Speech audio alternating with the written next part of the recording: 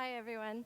Um, I've been called a lot of things in my life. I've been called lofty. I've been called delusional. I've been called completely crazy. I've also been called full of shift, which is an accusation that I warmly embrace. So I'd like to start here by asking for a show of hands. How many people here feel the world is a messed up place? Yeah. You are not alone. I ask this of classrooms all over the world, and these kids even know that this world is a messed up place. It's it's amazing. I mean, we've got problems like waste and overconsumption. We've got problems like the environment and climate change, human trafficking, sexual slavery, water, access to water. Thank you for talking about that. Culture, the decline of cultures, losing traditional cultures. Housing, slum housing. This photo I took in India in the spring. Women's rights. War. This photo I took in Malaysia. It's in a Burmese refugee's house. And this was the drawings the children were doing. Education, access to education, even a primary education. Social justice, poverty alleviation, marginalization. I mean, there's no doubt this world is full of problems. We've got so many problems. And it's overwhelming. It's totally overwhelming. When I tell people what I do, their first response is usually, how do you cope? How do you cope with that? Isn't that completely draining and overwhelming? Do you have to go home every night and cry? And I don't. Somehow, I find the work that I do inspiring. And that prompted a lot of self-analysis and reflection to think, is there something wrong with me? Why do I find these problems inspiring? And I think I figured out the key. I think it has to do with what we think we can do about it.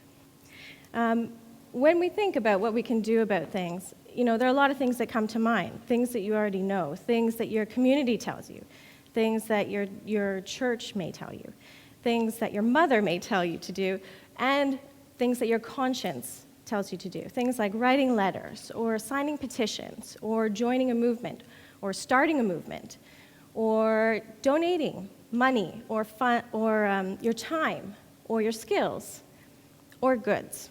These are all things that you can do. But the problem with doing something is that you actually have to do something. And you've got enough to worry about. This is what people say, I don't know how do I fit something else extra to do in my life? I've got the kids, and I've got, work, and I've got this paper due, and I've got this assignment from my boss, and I've got bills to pay, and I've got taxes, and I've got stress everywhere in my life. And so how am I going to fit one more thing? And something I'm not even an expert in. You expect me to take on sexual slavery? You want me to deal with the trafficking of children? I don't have any particular expertise in that. So, how am I supposed to do something about that? So, this photo I also took in India. It's from the inside of the Taj Mahal, that beautiful building centered on love. It's from the inside looking out. And this is the face I saw looking out. All this, that's actually one of those pieces of the marble lattice. The key, I think, is that we're human beings. We're human beings. We're not human doings, as a friend once told me. The key is in what we choose to be. So if we be this shift, and instead of trying to do everything, it's not an extra responsibility. It's not an extra burden. We don't have to take anything else on, because it's who we already are. And I realize that sounds kind of abstract. So I'm going to give you a couple key points that I think can help us be that shift. The first, this photo I took in Rajasthan. This is a project where a group of women now kind of have these micro-enterprises. Before, they were walking up to 10 kilometers a day for water. And now that a community project there, a grassroots project, has provided them with water, rainwater collection systems and storage for water, they don't have to walk anymore. These are the kinds of sustainable solutions that we can look to support.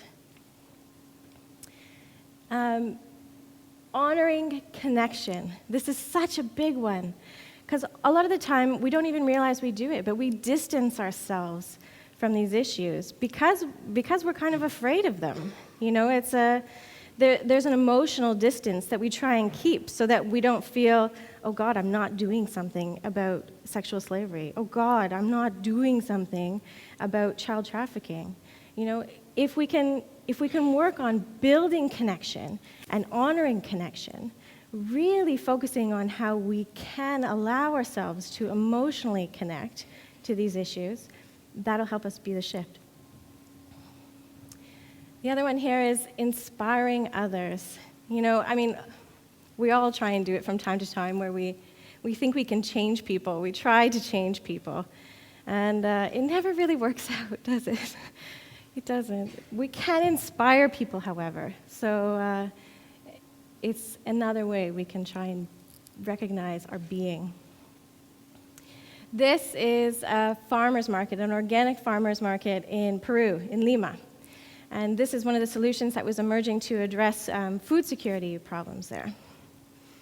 The shift is all around us. It really is. And when we see it, feel it. You know, allow it to touch you and allow it to fuel you and inspire you.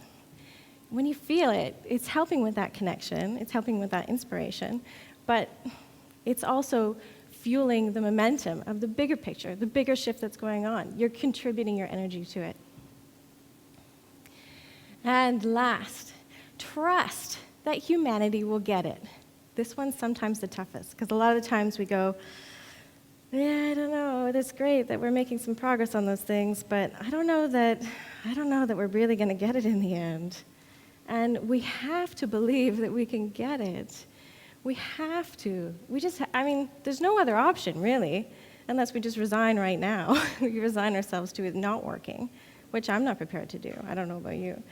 So by trusting that humanity can get it, we can actually contribute. You know, we're fueling it, but we're allowing it to happen. You know, we have to, if energy follows intent, then, you know, where are we going to put our energy? Let's put it into this path that humanity can and therefore will get it.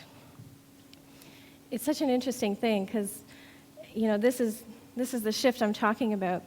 And in terms of being it, it's so much more about transforming our outlook than transforming what we're doing.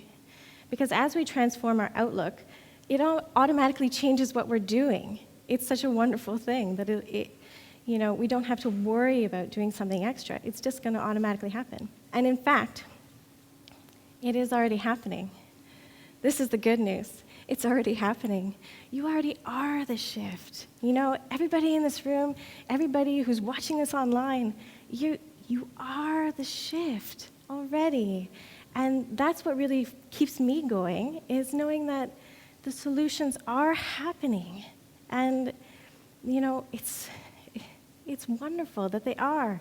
But these are the good news stories. You know, Deborah was mentioning when I was a kid that I was so overwhelmed by the bad news. You know, I'd go to my parents and I'd say, you know, really, that's what's on the news? You know, that's the world I signed up to live in? Like, I don't remember signing up for that. It's so horrible, you know? Like, what'd you see on the news? And my parents would say, there, Rebecca, it's okay. You're just not seeing the good stories. I said, well, why am I not seeing the good stories? I want to see the good stories. Why don't we see the good stories? They say, well, you know, honey, that doesn't sell airtime. You know, people like the bad stories. They're really dramatic, and they sell ad spots. I said, why can't the good stories sell ad spots? It would be so much nicer to hear the good stories.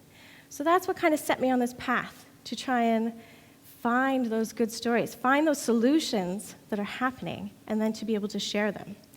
And it's my mission to do that on the world's toughest issues, the toughest issues, from water to sexual slavery and child trafficking, to refugee issues, to the environment. That's what fuels me. And how I came to that was quite interesting. At one point, I kind of felt like I was on a parallel path to my life path. And I knew it was over there, and I was going, yeah, how did I get over here? Shouldn't I be over there? And I did this little exercise where I wrote a letter to myself. Sounds silly. I wrote a letter to myself about not what I wanted in the job, but how I wanted to feel, and not how I thought I could get there, but rather what it would look like when I was already there. And I wrote on there that I wanted to be continually inspired by the people I work with, by the people around me, by the world. I wanted to be continually inspired. And today, I am completely inspired, and it's such an honor to be here. I also wrote that I really wanted to be able to inspire in return, and I hope I've been able to do that today. Thank you.